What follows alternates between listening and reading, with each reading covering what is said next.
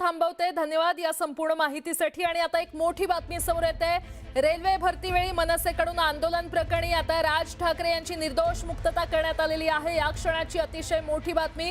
ठाणे कोर्टाकडून हा निकाल देण्यात आलेला आहे। 2008 मध्ये मारहाण प्रकरणी कोर्टाने हा निकाल दिलेला आहे। राज ठाकरेंनी भडकाऊ भाषण केल्याचा आरोप ठेवण्यात आला होता। राज ठाकरेंच्या भाषणामुळे प्रवृत्त होऊन मनसे कार्यकर्त्यांनी मारहाण केल्याचा आरोप ठेवण्यात आला होता। तर मनसे अध्यक्ष राज ठाकरे दोषी की निर्दोष यावर ठाणे कोर्टाने आता निकाल दिलेला आहे। राज ठाकरे यांची निर्दोष मुक्तता करण्यात आलेली आहे आणि या संदर्भात अधिक माहिती देत आहेत आमचे प्रतिनिधी संकेत वरक आपल्यासोबत जोडले गेलेले आहेत। संकेत, राज ठाकरेंची निर्दोष मुक्तता करण्यात आली आहे, काय अपडेट? आपण जर पाहिलं तर 2008 साली रेल्वे भरतीच्या परीक्षा झाल्या होत्या देशभरात करता, आणि त्यातल्या काही ज्या एक्झाम सेंटर्स होते ते मुंबई, ठाणे, कल्याण या भागामध्ये होते। आणि त्यावेळेला खरं तर मनसेच्या कार्यकर्त्यांवरती असा आरोप होता की त्यांनी या परीक्षार्थींना जे आहे ते मारलं होतं, हाणामारी झाली होती। आणि राज ठाकरेंवरती असा आरोप होता की राज ठाकरेंनी भडकाऊ भाषणं केली आणि त्या भाषणातून प्रवृत्त होऊन त्या सर्व कार्यकर्त्यांनी खरं तर जी आहे ती मारहाण केली होती। पण त्या सर्व आरोपातून तिला सध्या राज ठाकरे यांची कोर्टाने जी आहे ती निर्दोष मुक्तता केलेली आहे। खरं तर हे जे प्रकरण होतं कल्याण भागातलं प्रकरण होतं आणि ती केस जी सुरू होती ती ठाणे कोर्टात सुरू होती। आणि आता मात्र आपण जर पाहिलं तर राज ठाकरे यांची निर्दोष मुक्तता करण्यात आलेली। राज ठाकरे आता कोर्टाच्या बाहेर पडलेले आहेत। जल्लोष त्याच्या कोर्टाच्या कोर्टामध्ये पेढे गाठले जातात। तर कोर्टाबाहेरची ही दृश्य आपण पाहतोय। राज ठाकरे हे कोर्टातून बाहेर आलेले आहेत। मनसे अध्यक्ष राज ठाकरे दोषी की निर्दोष यावर ठाणे कोर्टाने आता निकाल दिलेला आहे। राज ठाकरेंची निर्दोष मुक्तता करण्यात आलेली आहे। राज ठाकरेंवर प्रक्षोभक भाषणाचा आरोप होता। 2008 सालीची ही घटना, 2008 साली करण्यात आलेल्या या मारहाण प्रकरणी कोर्टाने निकाल सुनावलेला आहे। राज ठाकरेंना निर्दोष मुक्तता देण्यात आलेली आहे। या क्षणाची अतिशय मोठी बातमी। 2008 सालीचं रेल्वे भरतीवेळीचं आंदोलन प्रकरण, त्या संदर्भात कोर्टाने हा निकाल सुनावलेला आहे। राज ठाकरेंनी प्रक्षोभक भाषण केल्याचा आरोप करण्यात आला होता। राज ठाकरेंच्या भाषणामुळे प्रवृत्त होऊन मनसे कार्यकर्त्यांनी मारहाण केल्याचा आरोप ठेवण्यात आला होता। मात्र आता कोर्टाने राज ठाकरे यांची निर्दोष मुक्तता केलेली आहे आणि या संदर्भात अधिक माहिती देत आहेत आमचे प्रतिनिधी अजित मांढरे आपल्यासोबत जोडले गेलेले आहेत। अजित,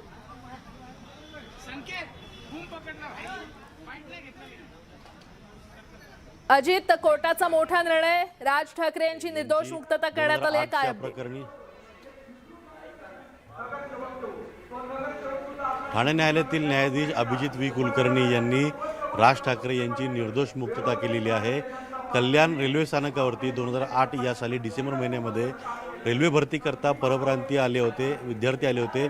ते रेल्वेवरती झोपले होते आणि ते तिथं जाऊन मनसैनिकांनी त्यांना हुसकावून लावलं होतं। याच्यामध्ये जवळपास 15 ते 20 जे विद्यार्थी जखमी झाले होते।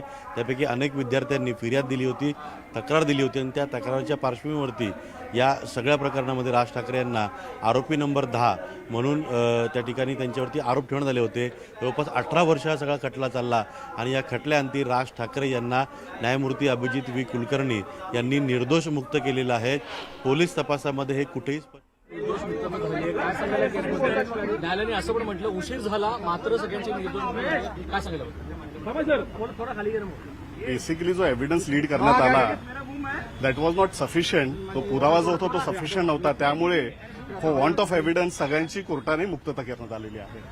त्याच्यामध्ये सीडी पण सीज केलेली, पण जो 65B एव्हिडन्स ऍक्ट प्रमाणे जो सर्टिफिकेट पाहिजे ती प्रॉसिक्युशन प्रोड्यूस न केल्यामुळे आणि सफिशियंट एव्हिडन्स नसल्यामुळे कोर्टाने सर्व आरोपींना अक्विट करण्यात आलेला आहे।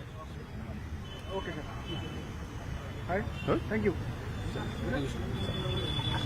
सर। खटला बरीच वर्ष चालला, त्यावर कोर्टाने टिप्पणी केली का? नाही, त्याच्याबद्दल काही टिप्पणी केली नाही। त्याच्यावरती काही टिप्पणी नाही। आरोपी नंबर 1 ते 5 जे होते म्हणजे मनसेचे कार्यकर्ते यांच्यावरती आरोपी नंबर 1 ते 7 जे होते ज्यांच्यावरती प्रत्यक्ष मारहाण केल्याचा आरोप होता, त्यांच्या बाबतीत देखील कोर्टाने हे म्हटलेलं आहे की सरकार पक्षाने जो पुरावा दाखल केला किंवा कोर्टासमोर आणला त्या पुराव्यातनं आरोपी क्रमांक 1 ते 7 प्रत्यक्ष त्यावेळेला तिकडे हजर होते किंवा त्यांनी कोणालाही मारहाण केली किंवा ते मनसेचे कार्यकर्ते होते, यातलं काहीही सरकार पक्षाला सिद्ध करता आलं नाही। आणि सगळ्यात महत्वाचं म्हणजे परप्रांतातनं विद्यार्थी परीक्षेकरता आले होते याचाही कोणताही पुरावा सरकार पक्षाला देता आलेला नाहीये. त्यामुळे राज ठाकरेंनी काही प्रक्षोभक भाषण केलं आणि त्याच्यामुळे पुढची घटना झाली याचाही कुठलाही संबंध सरकार पक्षाला दाखवता आलेला नाही. या सगळ्या कारणांमुळे सगळ्या आरोपींना निर्दोष सोडलेला आहे.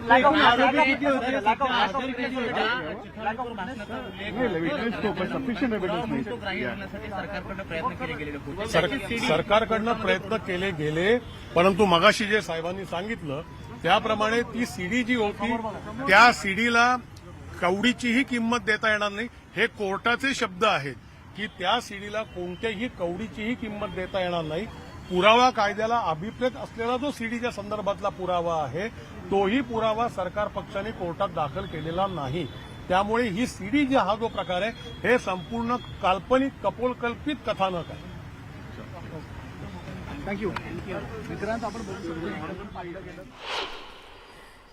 तर रेल्वे भरतीवेळी मनसेचं आंदोलन प्रकरणी ठाणे कोर्टानं हा मोठा निर्णय दिलेला आहे. पुन्हा एकदा जाऊयात, आमचे प्रतिनिधी अजित मांढरे आपल्याला अधिकची माहिती देतील. अजित, आताच जसं वकिलांनी सांगितलेलं आहे, सयाजी नागरे असं या वकिलांचं नाव आहे, राज ठाकरे यांचे वकील आहेत. त्यांनी स्पष्ट केलं आहे कोर्टाने काय काय निकाल देताना काय काय स्पष्टता दिली आणि का निर्दोष सर्वांना सोडलेलं आहे हे त्यांनी स्पष्ट केलं. मुळात फक्त राज ठाकरे नाही तर एकूण सर्व 11 आरोपी जे ते सर्व 11च्या 11 आरोपींना न्यायालयाने निर्दोष मुक्त केलेलं आहे. आणि यामध्ये राज ठाकरेंच्या बाबतीमध्ये त्यांच्यावर जो आरोप होता की त्यांनी प्रक्षोभक भाषण केलं, ते प्रक्षोभक भाषण हे भाषण होतं आणि ते प्रक्षोभक होतं हे पोलीस तपासामध्ये सिद्ध करू शकले नाही आहेत. दुसरीकडे राज ठाकरे यांच्या भाषणामुळे प्रक्षोभित होऊन या मनसैनिकांनी मारहाण केली हे पोलीस सिद्ध करू शकले नाही आहेत. तिसरं, ज्या विद्यार्थ्यांना मारहाण झाली ते विद्यार्थी परप्रांतीय होते हे पोलीस सिद्ध करू शकले नाही आहेत. पोलिसांनी जी सीडी पुरावा म्हणून सादर केली होती न्यायालयासमोर, ती सीडी जी आहे त्या सीडीला कोणताही आधार नाही आहे किंवा ती सीडी जी आहे त्याला कोणताही बेस नाही आहे, म्हणून तो पुरावा ग्राह्य धरला जाणार नाही असं स्पष्टपणे न्यायालयाने म्हटलेलं आहे. आणि त्याचबरोबरीनं जे 1 ते 7 असतील जे मनसैनिक आहे ज्यांच्यावरती आरोप केला की ते प्रत्यक्ष ठिकाणी होते आणि त्यांनी मारहाण केली आहे, तर ते प्रत्यक्ष ठिकाणी होते का हे देखील पोलीस सिद्ध करू शकले नाही आहेत. त्यांनी मारहाण केली का हे देखील पोलीस सिद्ध करू शकले नाही आहेत. म्हणजे एकंदर मनसैनिक म्हणजे राज ठाकरे आणि मनसैनिक यांच्यावर जे एकूण सर्व जे आरोप होते हे सर्व आरोप जे ते न्यायालयाने पूर्णपणे फेटाळलेले आहेत आणि सर्वांना राज ठाकरेंसह सर्व मनसैनिकांना निर्दोष मुक्त दिलेली आहेत. आता हा झाला कल्याण न्यायालयाचा निकाल. याच मारहाणीच्या आधारे त्याच पद्धतीनं अशाच प्रकारच्या इतर मारहाणी ज्या आहेत त्या मुंबई त्यानंतर राज्यभर अनेक ठिकाणी करण्यात आल्या होत्या. तर त्या बाबतीमध्ये देखील राज ठाकरेंवरती अनेक गुन्हे दाखल आहेत. त्यांना वेळोवेळी न्यायालयाच्या चक्रा या सगळ्या गोष्टींमुळे मारावे लागतात.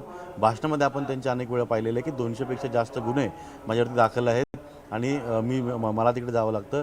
तर ह्या सगळ्या प्रकरणावरती या सगळ्या खटल्यांवरती नक्कीच या खटल्याचा परिणाम होईल.